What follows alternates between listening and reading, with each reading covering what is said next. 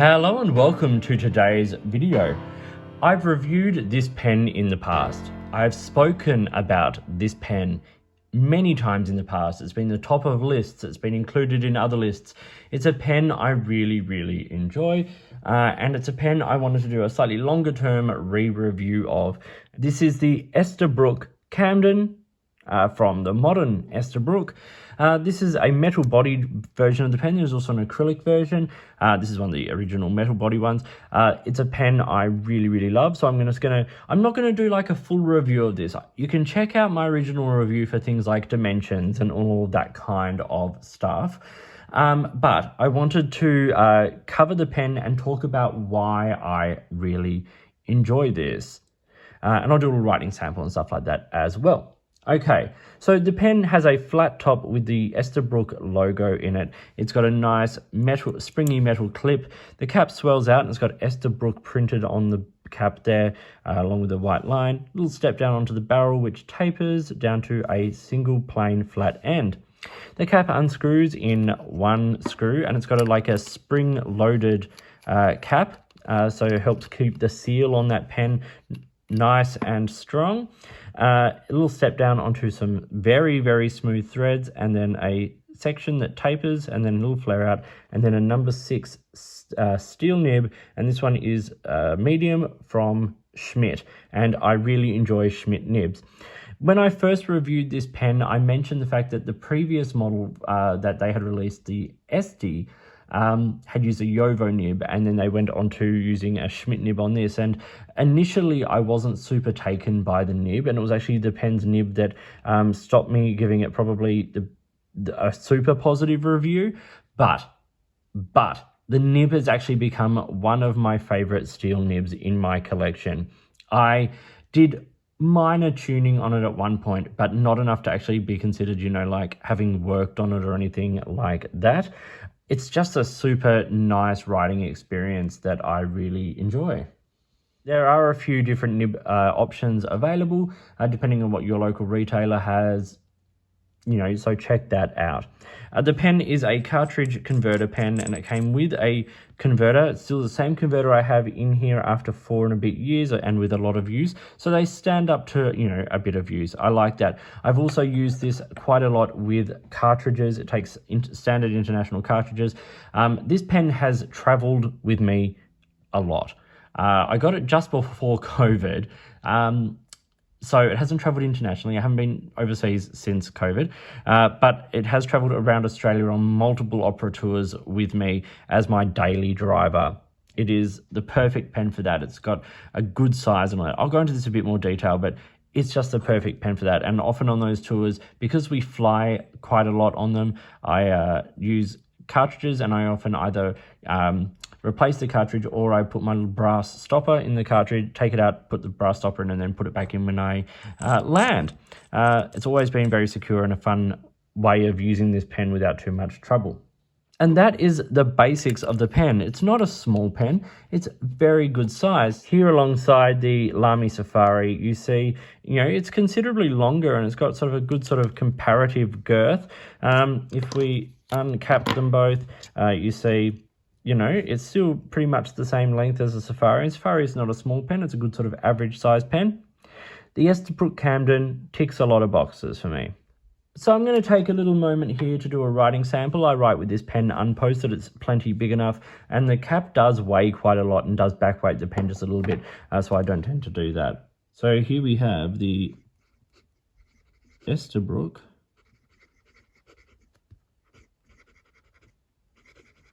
Camden pen model. This is a steel Schmidt medium nib, and the ink in this is Diamine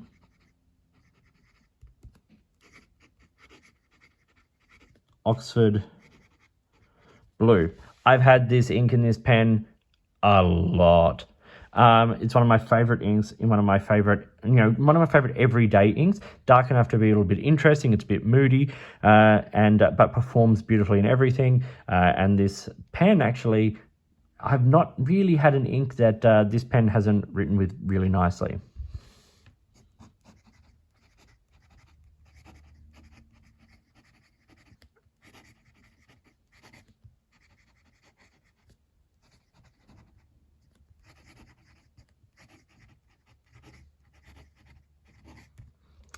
you can see the pen writes pretty darn well.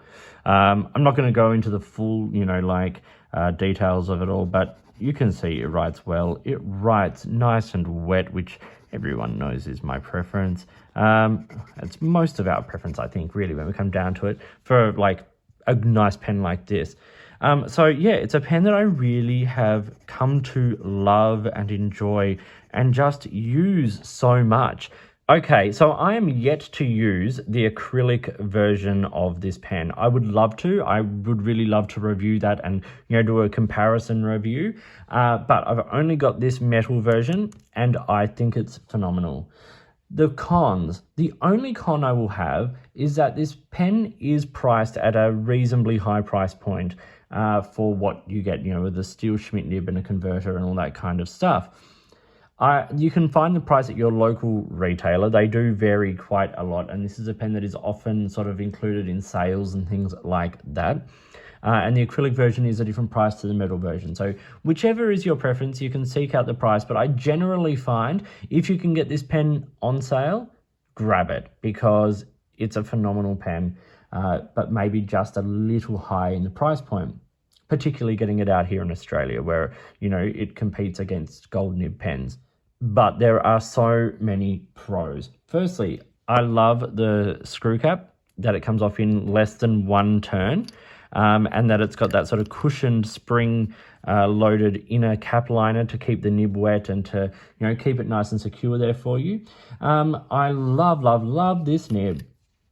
Like, it's just a plain steel Schmidt nib, but gosh, it writes well. You saw in the writing sample, it writes with a fairly standard medium line, but nice and wet. It's certainly smooth, very little feedback, and performs well with just about every kind of ink.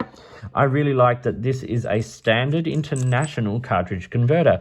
I don't have necessarily a problem with proprietary brands as long as they make what they do accessible. I think any pen, well, full stop, just about any pen should come with a converter. There are pens where, like I use the Kaweco Lilliput as an example, where the pen is too small for a converter, except for that horrible little Kaweco squeeze thing. But Esterbrook provide this with a converter, and that is great. I also love the fact that it's standard international because cartridges are widely available if that is what you go for. So Graf Faber-Castell, Kaweco, I use a lot of the Diamine cartridges. They all work in this pen. Pelican, just about anything, which is great. I really like the balance of this pen, and I'm going to say the balance unposted because, as I think I said earlier, posted it's just perhaps a touch back heavy, but unposted, phenomenal. You don't feel the weight of the pen in your hand. The weight is nice, but where the weight sits, you just don't feel it, and you can write for hours and hours. Also, the size of this pen is nice. When it's uncapped and unposted, it's just a lovely size in the hand. It's not too small, it's not too big. It's kind of like a big standard size pen, and I really enjoy that. And then, of course, when it is capped, it does become a slightly longer pen. So just take that into account when you're getting things like pen cases. For instance, this is about as big as you can get into something like the Lockby Quattro pen case, but it does fit in it. Just something to keep in mind. And then my final point about this pen and why I love it so much, and why I have used this so much over the years. And remember, I've used this pen a lot over about 4 years. It's been in constant rotation. The thing I love about this is that it is just such a great everyday writer. It's reliable and it's consistent and it works with most ink. I've not really had a problem with any ink in it. As I said, cartridges or converter, not a problem. It writes well, it writes wet enough to be enjoyable, but not so wet that it chews through paper. It's just lovely. So this is the Esterbrook Camden, my sort of, I suppose, 4-year-ish re-review of this pen. A pen I really love and enjoy and use a heck of a lot, and one that is stayed with me through the move in my personal, on-hand collection, as opposed to just going into storage and stuff. And I had a very limited amount of pens that I could actually take in terms of space and stuff. So this is one that I've taken and enjoyed that a lot. So thank you for watching. Big thank you to Esterbrook for sending this out in the past for the review. And And yeah, I really hope at some point I get a chance to review the acrylic version and show a comparison of that, as well as, you know, a couple of other pens. I'd love to review that Esterbrook SG Raven. I think that's such a beautiful pen. But who knows? By the time this goes live, I may have access to that pen. And this is being recorded ahead of time for a slightly later release, as I'm trying to get ahead of things. And so you never know. But anyway, thanks for watching. Like and subscribe, hit the notifications button, all that kind of stuff. If you've got products you think I should be looking at, or if there's a way you would like to support my channel, I would love to hear from you. In the meantime, enjoy your pens, enjoy writing, and I'll talk to you soon.